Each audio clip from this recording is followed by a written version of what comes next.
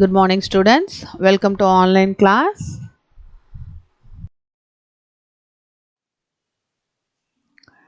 Today we are going to see contacts with distant lands. That is the second part of chapter 10.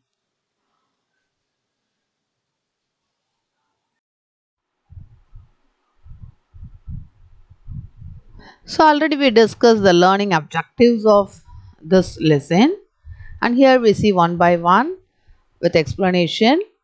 Contact through conquest. So taking advantage of the declining power of the Mauryan Empire, several foreign tribes invaded north and northwestern India. Among them, the most important tribes were the Indo-Greeks, the Sakas, the Kushans, and the Parthians.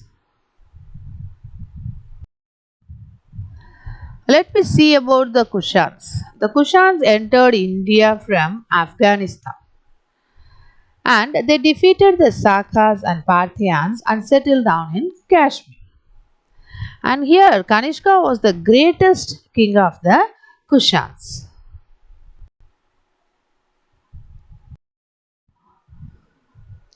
And also the main capital of his empire was at Purshapura, that is Peshawar, while Kapisa and Mathura functioned as the other two capitals. One of the greatest achievements of Kanishka was to control the trade carried over the Silk Road. Imposed taxes on traders who used the route.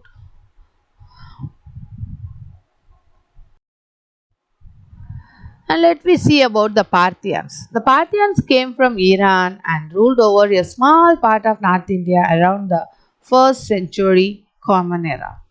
Gandaphares was the most famous king. And the Indo-Greeks here we see, when Alexander went back, he left behind generals to manage the regions he had conquered. And the generals taking care of the regions. And many of these generals settled in India and over time led to the birth of a group of people called the Indo-Greeks.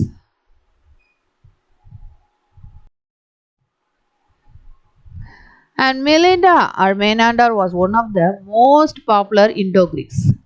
His capital was at Sakala or Sialkot. The influence of the Indo-Greeks is most evident in a new form of art known as the Gandhara school of art. It's very familiar in that period.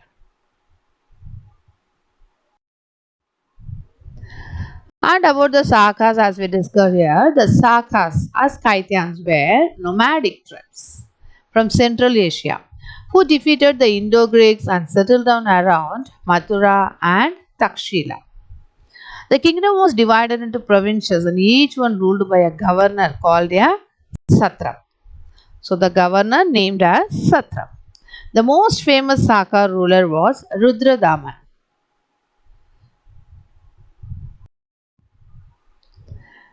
And let me see contact through the spread of religion. So Emperor Ashoka did much to spread Buddhism outside India. His efforts were continued by Kanishka.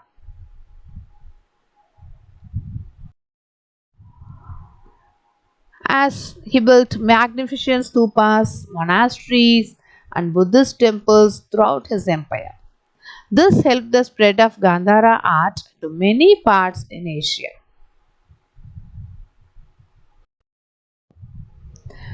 Kanishka also erected huge statues of Buddha in monasteries carved into hillsides.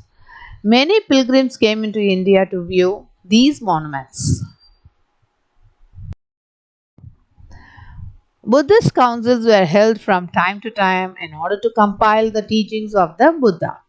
The fourth council was split into two branches, Hinayana and Mahayana.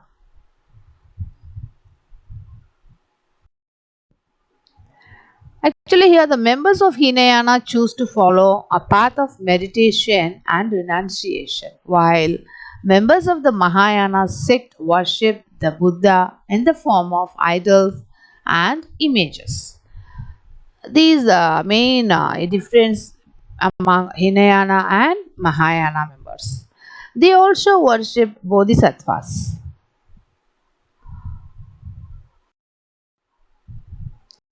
Chinese pilgrims like Faxian and Zhuangzhang traveled to India along the Silk Route. Traders too helped the spread of Buddhism in China, Sri Lanka, and Indonesia. Here, as we are seeing the capital and the main ports, and also the famous ruler and items traded in the period of Chera, Cholas, Pandyas, and Satavahanas. Let me see one by one. So, the capital of Cheras was Vanchi, and the main ports in Chera's period, Tondi and Muziri, and the famous ruler Sengutuvan. This Cheran Chengutuvan, and items traded by Chera people, spices, silk, and precious stones. And about the Cholas, we see the capital is Varayu, main ports Kaveri Pumpattinam, and the famous ruler in Chola period Karikala. We can also call Karikala Chola. And items traded by them were horses, wine, finished goods, spices, rice, precious stones, ivory. And in the Pandyas, the capital of Pandyas is Madurai, and the main ports they used Korkai. And the famous ruler in that period, Nedinjalian. And the items traded by Pandyas, pearls, spices, ivory, shells, horses, gold, and glass. And Satavahanas, if you see the capital of Satavahanas, Pratisthana, and the main ports in that period, that is ports on the east and west coast of India, they used. And the famous ruler here, Sri Gautami Putra Satakarni, and the items traded by them is like pearls, spices, silk, everything. Thank you, children.